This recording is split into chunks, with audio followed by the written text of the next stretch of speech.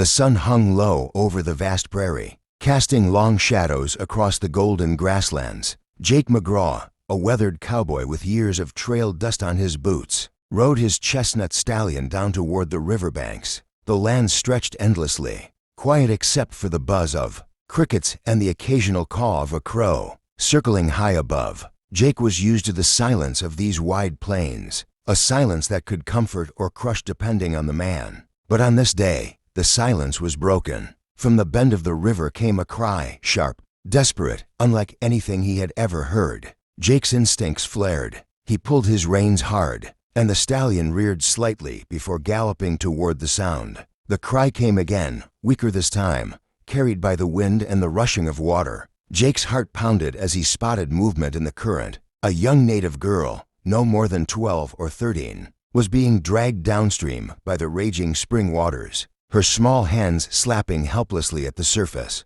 Without hesitation, Jake kicked his boots free of the stirrups, leapt from the saddle, and hit the water. The cold cut through him like knives, but he pushed forward, every muscle straining against the pull of the current. The girl disappeared under the waves. Jake dove, his lungs screaming, eyes burning as he searched through the murky water. His hand brushed against cloth, then an arm. He clutched it tight and surged upward, breaking the surface with a gasp. The river roared around them, but Jake would not let go. "Hold on, little one," he grunted, though he knew she couldn't understand his words. With one arm wrapped around her, he kicked and fought his way toward the shore, his strength fading with every stroke. At last, he dragged her onto the muddy bank and collapsed beside her, chest heaving, water dripping from his hat brim. The girl lay still, her face pale, her body limp. Fear gripped him harder than the river had. He pressed her chest, coaxed her to breathe, and after a few moments, she coughed violently,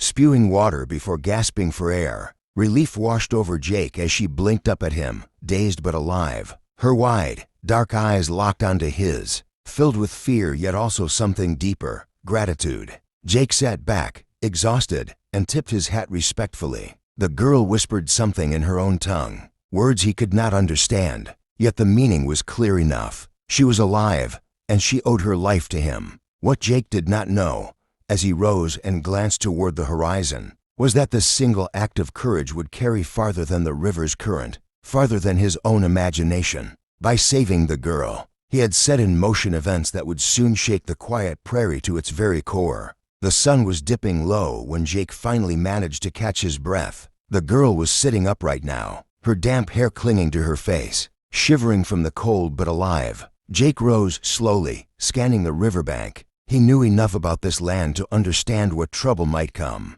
This was not just any child. She belonged to a people who had lived on these plains long before any cowboy rode through, and they would come looking for her. Jake's stallion whinnied nearby, stamping its hooves nervously as though it sensed unseen eyes watching from the hills. He helped the girl to her feet, steadying her until her legs no longer shook. She spoke again in her own tongue, words foreign but laced with urgency. She pointed toward the horizon where the prairie rolled into a darkening ridge. Jake followed her gaze and froze. Silhouetted against the fiery sky were riders, a line of warriors on horseback, their lances raised, feathers and banners swaying in the wind. Their figures were distant but unmistakable. Jake knew at once they were her kin, and they had seen everything. His heart quickened. He could not tell if they would view him as savior or threat. In these lands, misunderstandings often ended in blood. The girl tugged his arm, shaking her head as though pleading for him not to fear.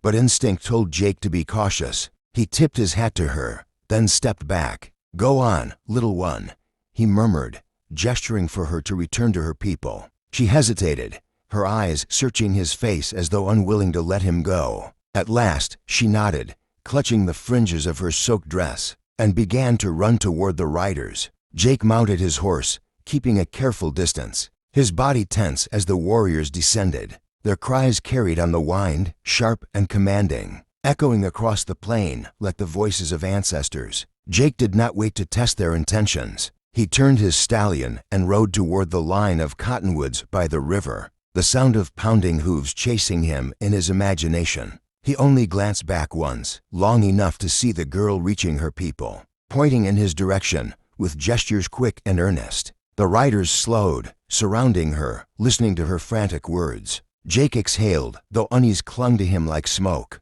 He had done what was right, saved a child from certain death, yet he knew the weight of it would not be so easily washed away. In these wild lands, every action carried ripples. He could not know that by sunrise, the ripples would become waves, and those shadows on the ridge would return in numbers, far greater, not with lances, lowered in battle, but with a purpose no cowboy had ever imagined. Dawn broke with a strange stillness. Jake McGraw stood outside his small cabin, coffee tin warm in his hands, eyes scanning the horizon, the way a man does when he feels something stirring in the air. The prairie stretched endless and silent, but the silence was heavy, like a drum waiting for its first strike. His stallion pawed the ground uneasily, ears flicking westward. Jake narrowed his gaze.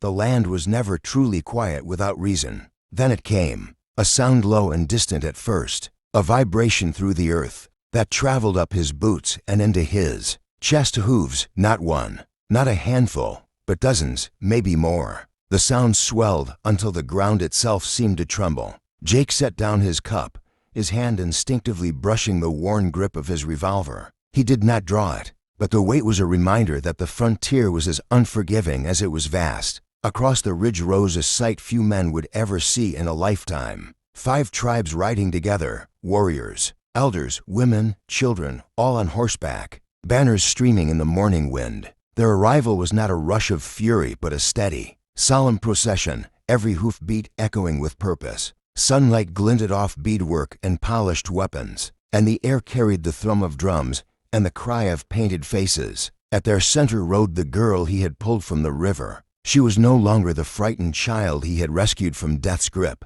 She sat tall on a painted pony, her head held high, wrapped in a blanket of woven colors. When she saw Jake, her face lit with recognition, and she raised her small hand toward him. That single gesture, so innocent yet commanding, brought the entire procession to a halt a short distance from his cabin. Jake swallowed hard, his heart hammering. He had expected perhaps anger, accusation, or even retribution, but what he saw instead unsettled him in a different way. Warriors dismounted, their movements precise and reverent. Elders stepped forward, bearing bundles wrapped in deerskin and cloth, each tied with feathers and beads that shimmered in the light. Behind them, more riders waited silently, their presence both awe-inspiring and overwhelming. The leader came forward, a tall man with hair streaked with silver, his face carved by time and wisdom, his eyes studied Jake with a depth that made him feel as though every secret of his soul were laid bare. The elder spoke, his words foreign but steady, rolling like thunder across the quiet prairie. Though Jake did not understand the language,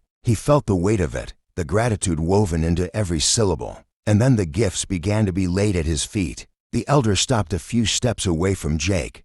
The air between them was heavy, not with hostility but with ceremony, as though the prairie itself was holding its breath. With slow, deliberate movements, the old man unwrapped the first bundle. Inside lay a blanket woven with colors of the earth, deep reds, browns, and golds, each thread telling a story older than any cowboy trail. The elder placed it in Jake's hands, bowing his head as though conferring honor. Before Jake could speak, another elder stepped forward, offering a finely crafted spear. Its shaft was smooth and polished, adorned with feathers that swayed gently in the morning breeze. This was no weapon of war. It was a symbol, a marker of trust and recognition. Jake held it with care, feeling the weight not only of wood and stone, but of history itself. One by one, the gifts continued. A young woman brought baskets filled with dried meat, corn, and berries, food enough to sustain him for weeks. A warrior led forward a horse draped in decorated hide,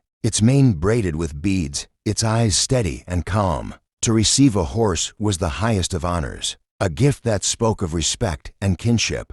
Jake stood rooted, humbled by the magnitude of what was unfolding. He had not saved the girl expecting thanks. He had acted on instinct, as any decent man would. Yet here he was, standing before 5 tribes who had gathered not to judge him, but to honor him. The girl he had saved stepped down from her pony and approached, her small hands carrying a necklace of beads strung with tiny bones and polished stones. She placed it around his neck herself, her eyes shining with a mixture of gratitude and pride. Jake tipped his hat, his voice rough with emotion. "I reckon I don't deserve all this," he murmured, though he knew few could understand his words. But the meaning, like the river, like the rescue, flowed beyond language. Then came the song. Warriors and elders lifted their voices, a chant that rose like wind through the valley, powerful and haunting. The drums beat steadily, echoing across the plains, while the women's voices wove a melody that spoke of life, death, and the bond between them. Jake stood among it all, his chest tight, realizing he was part of something larger than himself, a story that would be told long after the dust of his boots had faded. When the song ended, silence returned, but it was a different kind of silence, not heavy, not tense, but peaceful, filled with unspoken understanding. The elder raised his hand toward Jake, a final gesture of respect. 5 tribes had come not with weapons, but with gifts, and in that moment, Jake McGraw, a lone cowboy of the frontier, had become a brother in spirit to a people who had every reason to see him as a stranger. And with that, history on the prairie shifted, not with bloodshed, but with honor.